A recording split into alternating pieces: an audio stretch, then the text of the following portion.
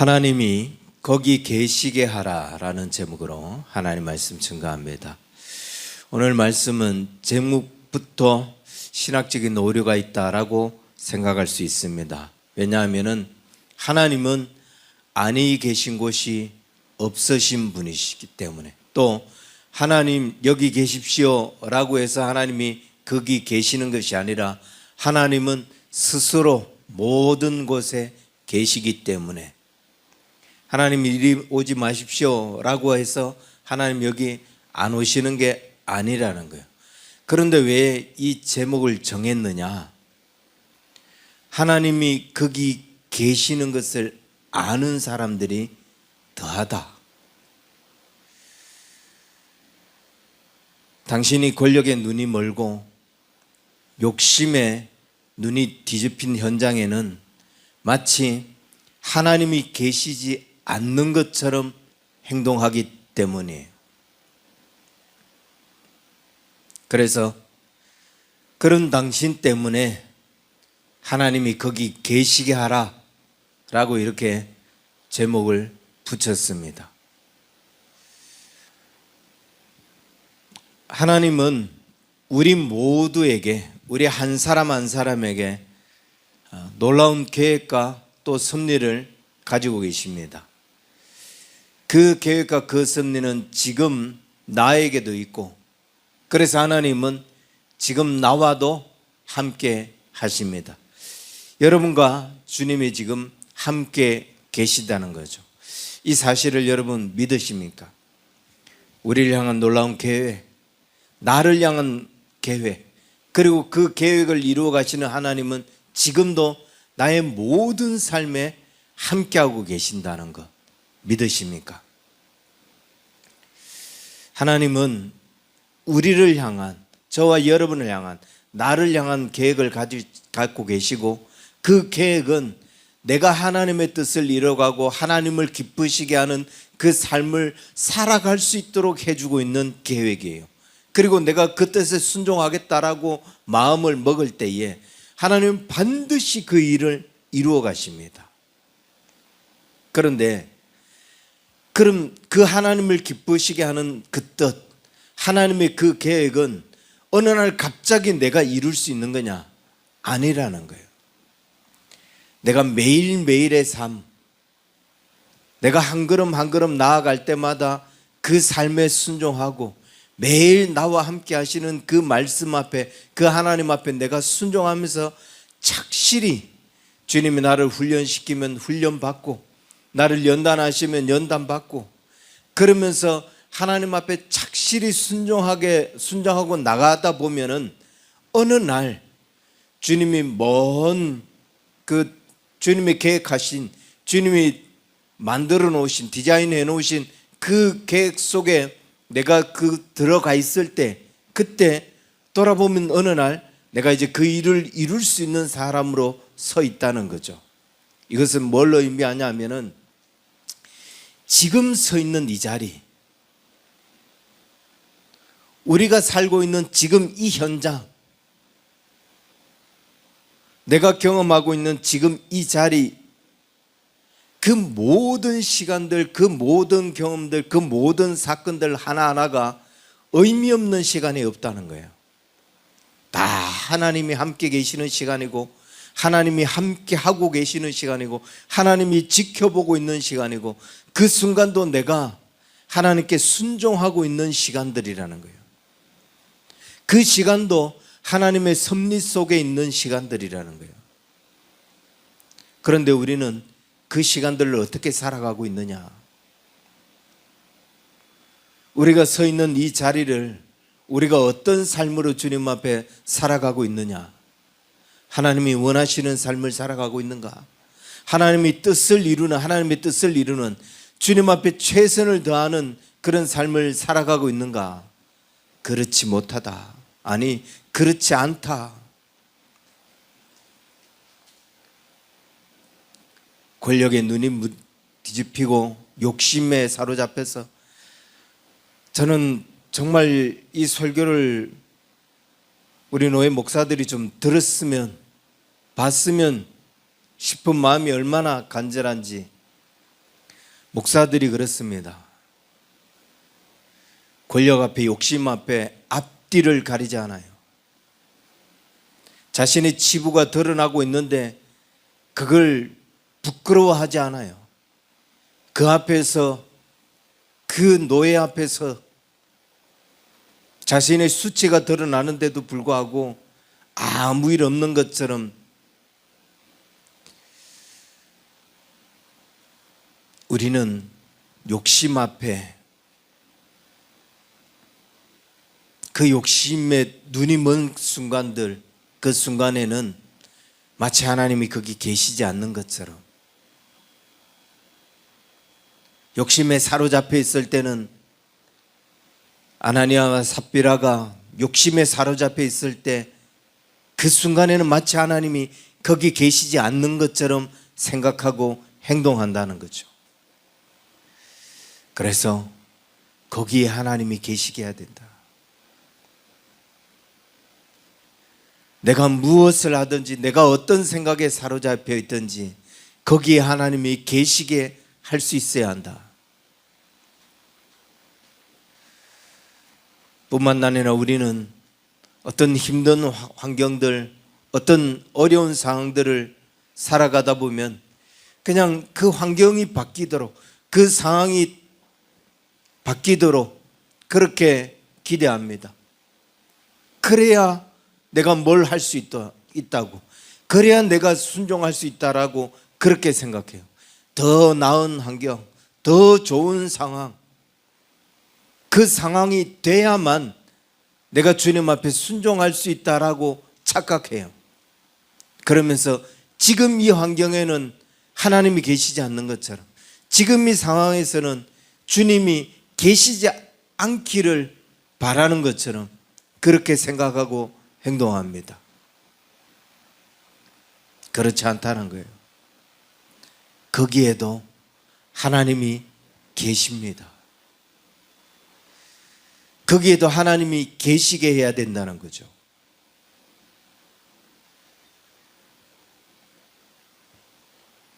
우리가 결혼을 하지 않은 사람은 결혼을 해야 행복한 것이라고 생각하고, 행복할 거라고 생각하고, 또 결혼을 한 사람은 차라리 혼자 있을 때가 행복했다, 독신을 부러워하기도 합니다. 애인이 없는 사람은 애인이 있으면 행복할 것이라고 생각을 하고, 또 애인이 있는 사람은 이 사람보다도 더 나은 사람, 그런 사람을 만나야 행복할 수 있을 거라고 생각을 해요. 직장도 마찬가지예요. 지금에 있는 직장보다 더 좋은 직장, 월급도 더 많이 주고 개인적인 시간도 더 많이 갖게 하는 그런 직장에 들어가야 내가 만족할 수 있을 거라고 생각하고, 그래야 내가 주의 일을 할 수 있을 거라고 생각하고, 교회도 더 많은 사람들이 모이고 더 좋은 환경, 더 큰 교회, 그런 데 나가야 내가 신앙생활을 잘할 수 있을 거라고 생각해요. 전혀 그렇지 않다. 아무리 우리는 환경이 바뀌고 상황이 바뀌고 처한 문제가 달라지고 그래야 우리가 주님을 기쁘시게 해드리며 신앙생활을 온전히 할 수 있을 것처럼 그렇게 생각하지만,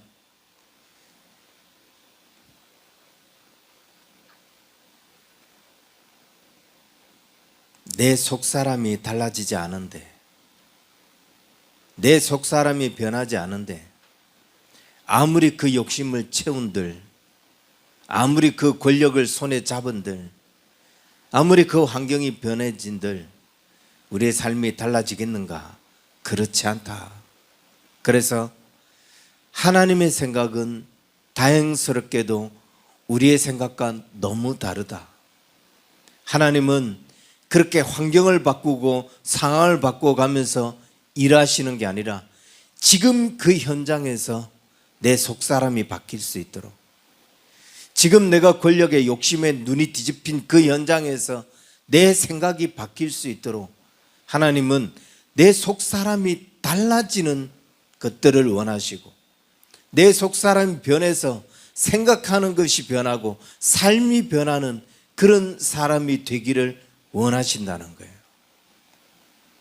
그렇게 하기 위해서는 어떻게 해야 되느냐?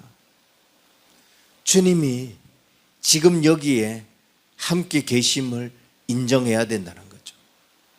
바울이 이 고린도 교회가 직면하고 있는 여러 가지 문제들을 하나하나 직면하면서 거기에 대답하면서 특히 오늘 우리가 읽은 이 본문은 그 중에서도 결혼 문제, 신앙생활과 관련된 이 문제에 대해서 언급을 해주고 있는데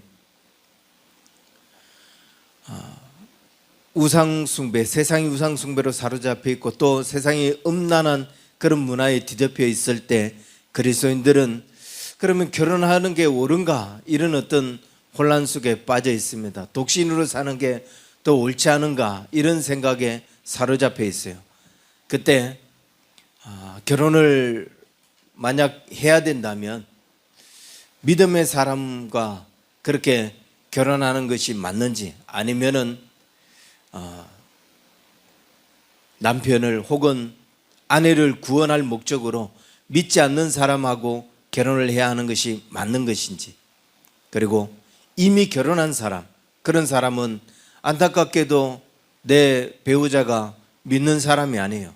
이럴 때 계속 내가 신앙생활을 위해서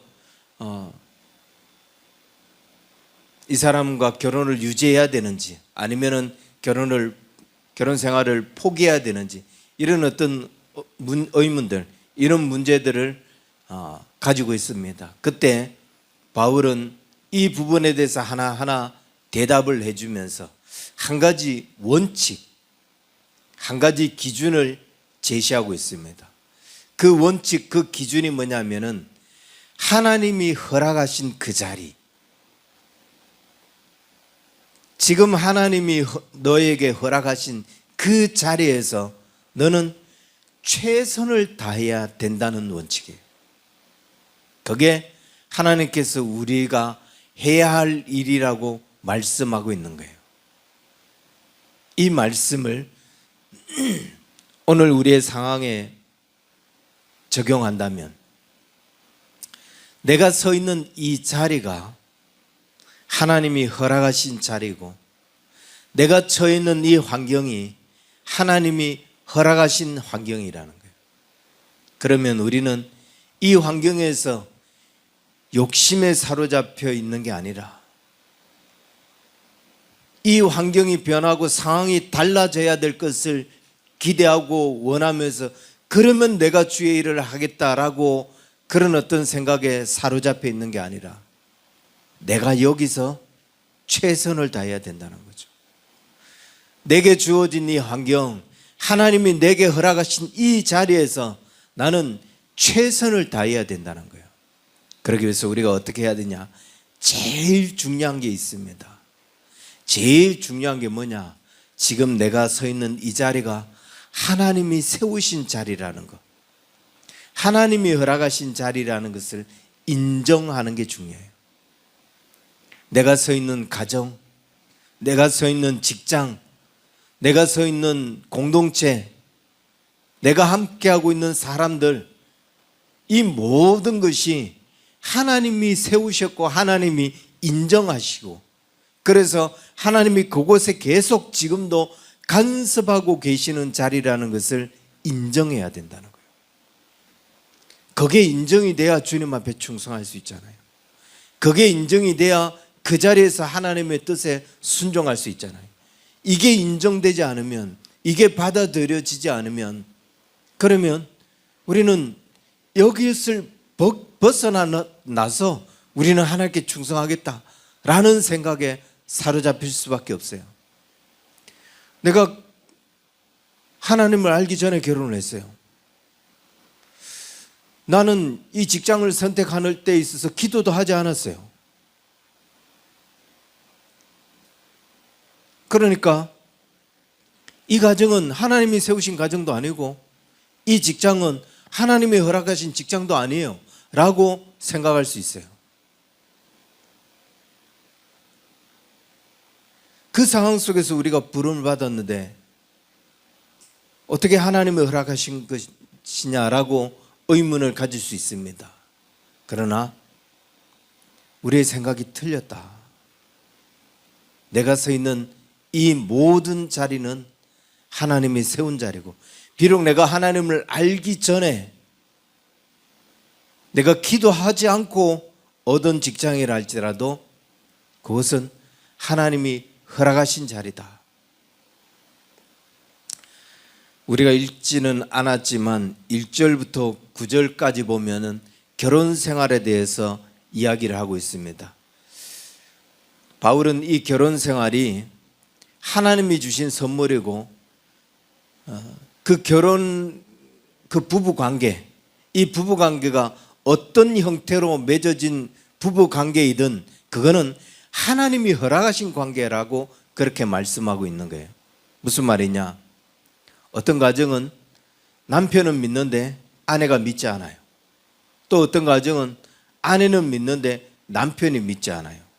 심지어 어떤 가정은 결혼을 했는데 이미, 그래서 나만 하나님을 믿은 거예요.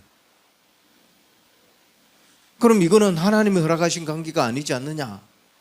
그래서 정말 신앙생활을 위해서 이 결혼 생활을 깨고, 그리고 우리는 새로운 믿음의 가정을 그렇게 이루어야 하는가라고 생각할지 모르지만, 모든 내 삶의 자리는 하나님이 허락하신 것이다. 하나님은 나보고 너 그 결혼하지 마라 라고 하나님께서 그렇게 말씀하셨고, 그런데 내가 억지를 부려서 그렇게 결혼하고 이런 관계가 아니라 할지라도, 모든 결혼 생활, 모든 직장, 그 직장을 선택하는 데 있어서 비록 내가 기도하지 않았지만 그건 뭐예요? 내가 원해서 내가 선택한 거예요. 그리고 만약 당신이 정말 원치 않았다면, 당신이 한 번이라도 기도했으면 하나님은 그때 너 거기 가는 게 바람직하지 않다, 너는 거기 가면 반드시 후회할 거다라고 하나님 말씀하셨을 거예요. 그런데 당신은 절대로 그 하나님 앞에 그 질문을 던지지 않았어요. 그래서 하나님이 네가 정 원한다면 네가 원하는 대로 해봐라, 하나님이 허락하신 거죠. 그 환경을, 그 상황을 하나님은 허락하신 거예요. 왜? 내가 원했기 때문에, 내가 고집을 부렸기 때문에. 그런데 하나님은 네가 고집 부렸기 때문에 네가 원하는 환경인데 네가 알아서 해라 라고 하나님은 또 우리를 그렇게 방치하지 않으셔요. 비록 내가 원해서 선택한 삶이지만, 내가 원해서 결정한 거지만, 하나님은 또다시 거기에서 하나님이 원하시는 삶, 하나님이 처음부터 디자인하고 설계하신 그 삶을 살게 하시기 위해서 그곳에서 하나님의 뜻에 순종하게 하십니다.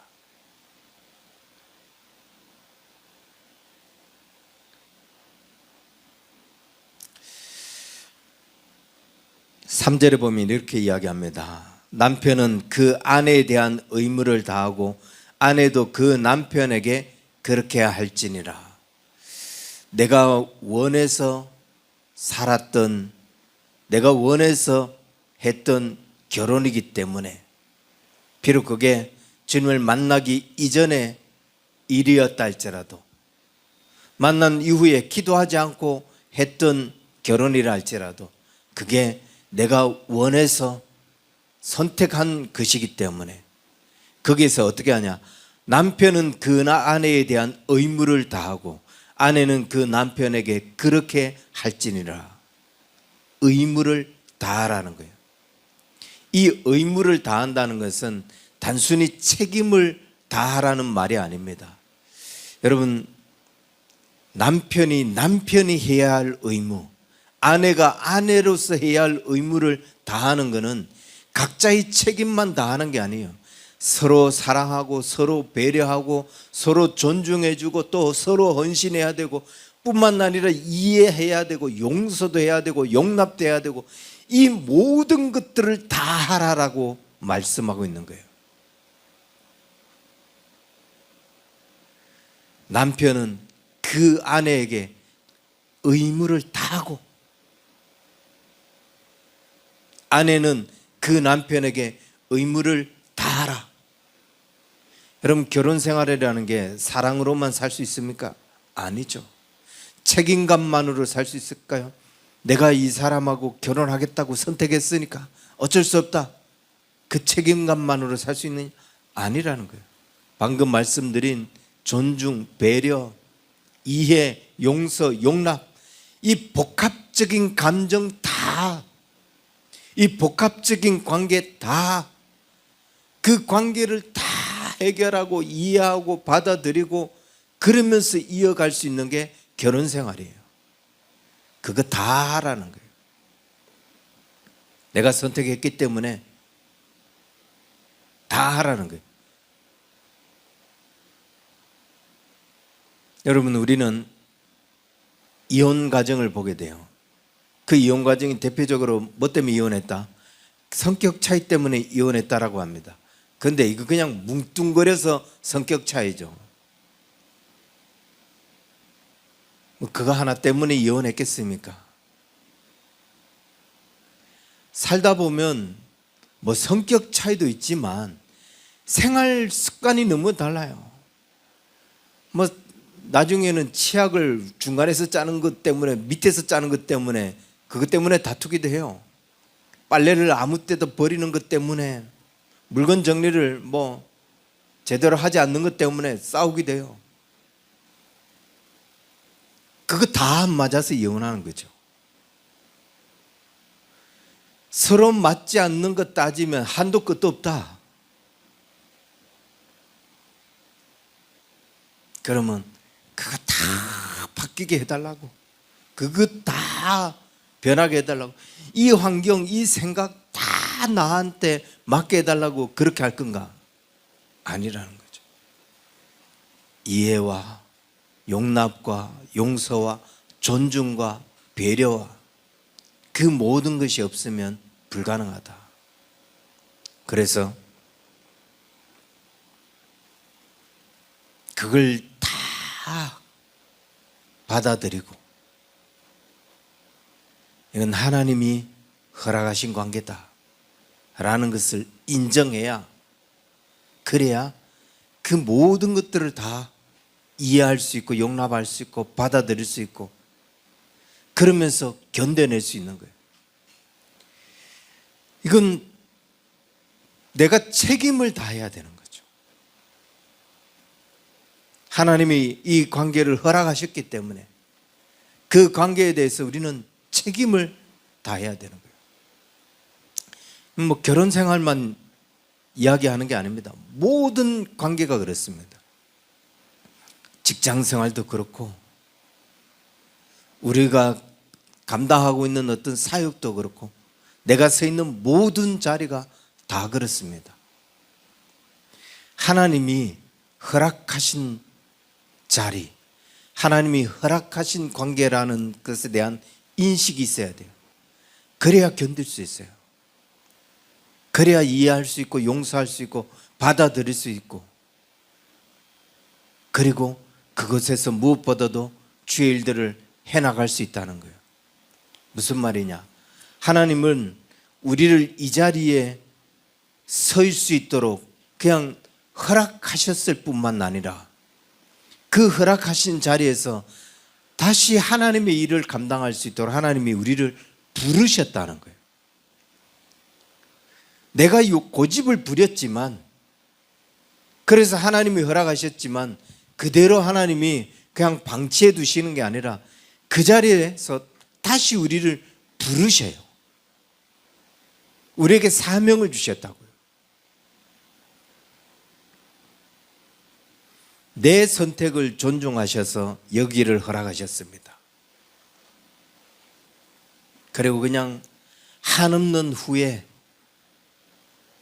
그 속에 빠지지 않게, 그 속에 빠져서 살게 그렇게 하나님 내버려 두지 않아요. 그건 네 책임이니까 네가 알아서 해라 라고 하나님 그렇게 회피하지 않으셔요.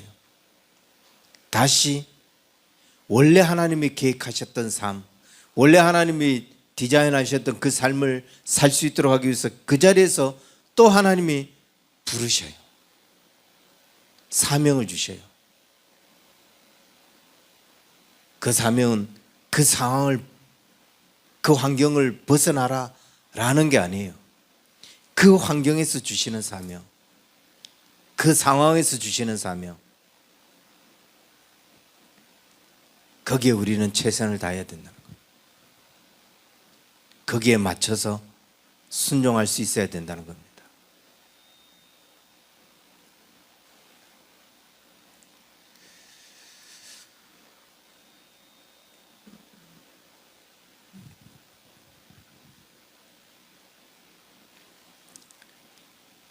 우리가 선택한 그 자리에 반드시 하나님의 부르심이 있고, 그 부르심에 우리가 순종할 때, 그 부르심에 순종하면서 거기에 우리가 순종할 때 우리는 그리스도인다운 삶, 하나님의 뜻을 이루어가는 삶, 하나님이 처음 디자인하셨던 그 삶을 회복하며 그 하나님이 기뻐하시는 삶을 우리가 살아갈 수 있게 된다는 겁니다. 여기에서 환경을 바꿔달라고, 상황을 바꿔달라고, 이 문제를 해결해달라고, 그러면 우리가 주님 앞에 순종하겠다라고 그렇게 기도해야 되는 게 아니라 여기에서 내게 주신 삶, 여기에서 내게 원하시는 삶에 순종할 수 있어야 된다는 거예요. 10절부터 16절에 보면은 믿지 않는 배우자와 결혼했을 때 그 문제에 대해서 우리에게 이야기를 해줍니다. 당시에는 이런 경우가 많았어요. 예수를 믿었는데 믿고 난 후에 이렇게 보니까 배우자가 믿지 않는 경우가 있고, 나는 예수를 믿는데 이 사람은 안 믿는 그런 경우가 많은 거예요. 그러면 어떻게 해야 되냐? 이거 신앙생활을 위해서 이혼을 해야 되냐? 근데 바울은 이렇게 대답을 하죠. 믿지 않는 배우자가 함께 살기를 원하면 헤어지지 말라. 왜냐하면 하나님은 믿는 사람 이 한 사람을 통해서 그 가정에 하나님의 은혜가 흐를 수 있도록, 그 가정에 하나님의 은혜의 통로가 될 수 있도록 하시기 때문에, 그래서 14절에 이렇게 이야기하죠. 믿지 아니하는 남편이 아내로 말미암아 거룩하게 되고 믿지 아니하는 아내가 남편으로 말미암아 거룩하게 되나니 그렇지 아니하면 너희가 자녀도 깨끗하지 못하리라. 그러나 이제 거룩하니라. 믿지 않는 이 한 사람, 믿는 이 한 사람을 통해서 그 가정에 거룩한 영향력을 끼치게 되고 그 가정이 거룩한 영향을 받게 된다는 거예요.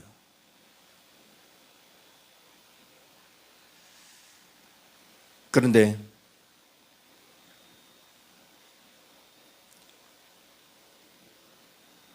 사도 바울이 이렇게 한 줄로 표현했지만 이 믿는 사람으로 말미암아 거룩한 영향을 받게 하는 것, 가정에 거룩한 영향이 끼치게 하는 것, 이게 쉬운 일이냐?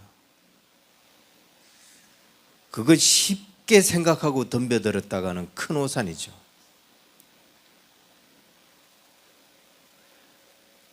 쉽게 한 줄로 표현했지만 여기에는 엄청난 고통, 엄청난 연단, 정말 말로 표현할 수 없는 진통의 시간이 있음을 이야기합니다. 여보 교회 갑시다 라고 하는데 니나 가라, 여기서 끝나지 않아요. 머리채를 잡았다 놨다, 그게 수십 번 수백 번 반복될 수도 있어요.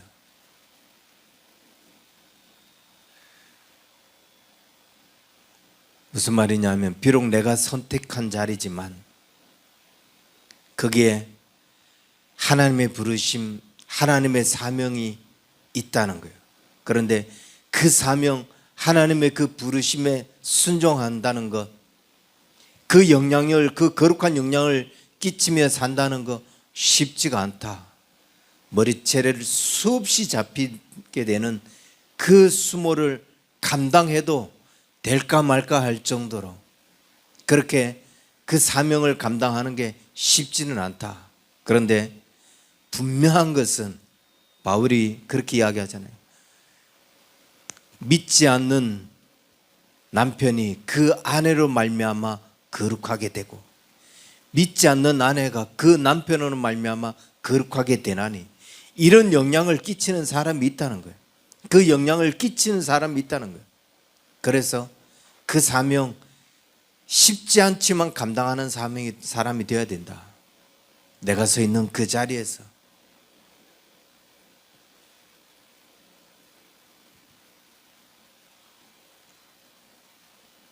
그렇다고 뭐 이혼하지 말라, 절대로 이혼하는 것은 하나님의 뜻이 아니다 라는 것을 말씀하는 게 아닙니다. 성경은 곳곳에서 우리가 이혼할 수 있는 이유에 대해서, 조건에 대해서 이야기하고 있어요. 오늘 드리고 싶은 말씀은 내가 선 그 자리가, 그 환경이 분명히 거기에 하나님이 머무르고 계시고 거기에 하나님이 서 있게 해야 한다는, 그 자리에 분명한 하나님의 뜻, 분명한 하나님의 부르심이 있다는 거예요.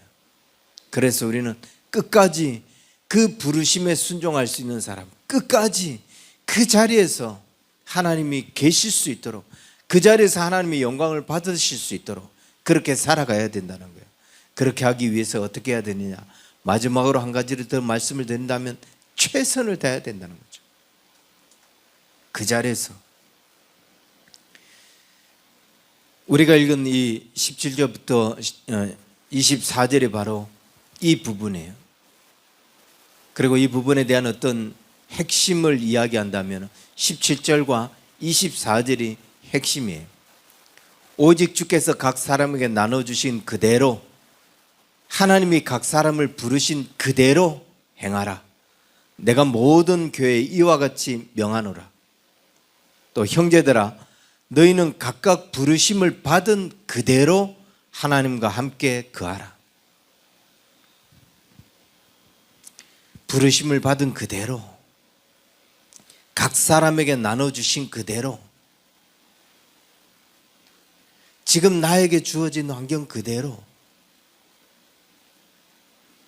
이것 벗어나게 해달라고, 이것 상황이 달라지게 해달라고, 그러면 주의 뜻을 이루겠다, 그러면 주님께 순종하겠다라는 게 아니라 지금 부여받은 환경, 지금 하나님이 허락하신 삶, 그 자리에서 그대로 주님 앞에 순종하는,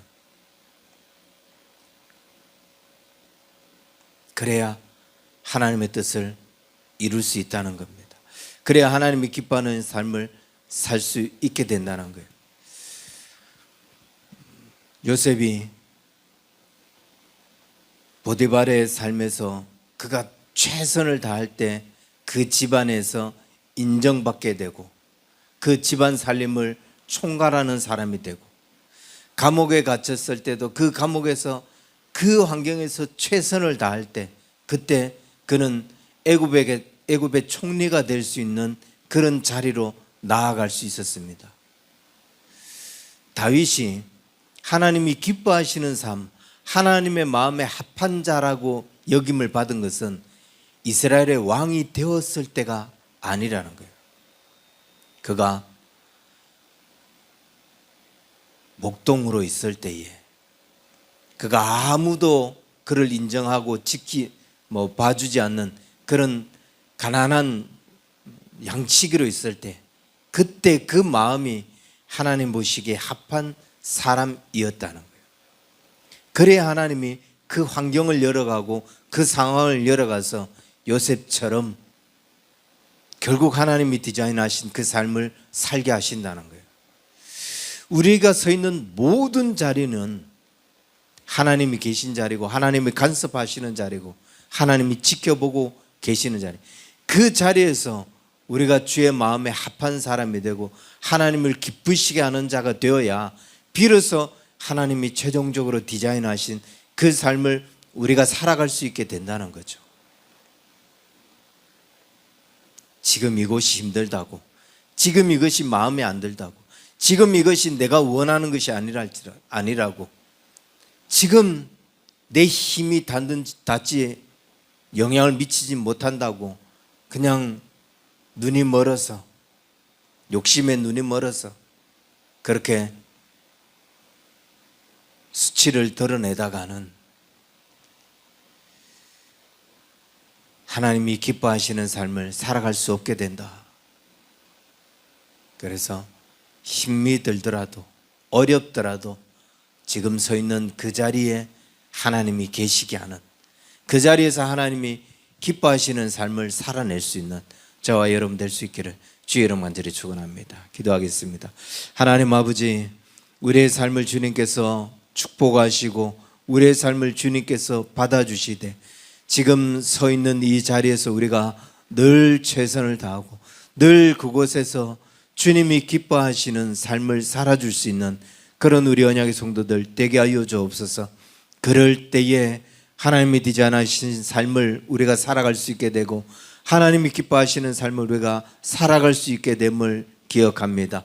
어떤 순간이든 어떤 환경이든 우리가 환경을 탓하지 않게 하여 주시고 그곳에서 오직 주님 앞에 순종하며 주님이 원하시는 삶을 끝까지 살아내고 끝까지 그 믿음을 지켜낼 수 있는 우리 언약의 성도들 다 되게 하여 주옵소서. 이제는 우리 주 예수 그리스도의 은혜와 하나님 아버지의 크신 사랑과 성령님의 인도하심이 주님이 기뻐하시는 삶을 끝까지 살아내기를 원하는 우리 언약의 성도들 저들의 모든 삶 위에 이제로부터 영원토록 항상 함께 있을지어다. 아멘.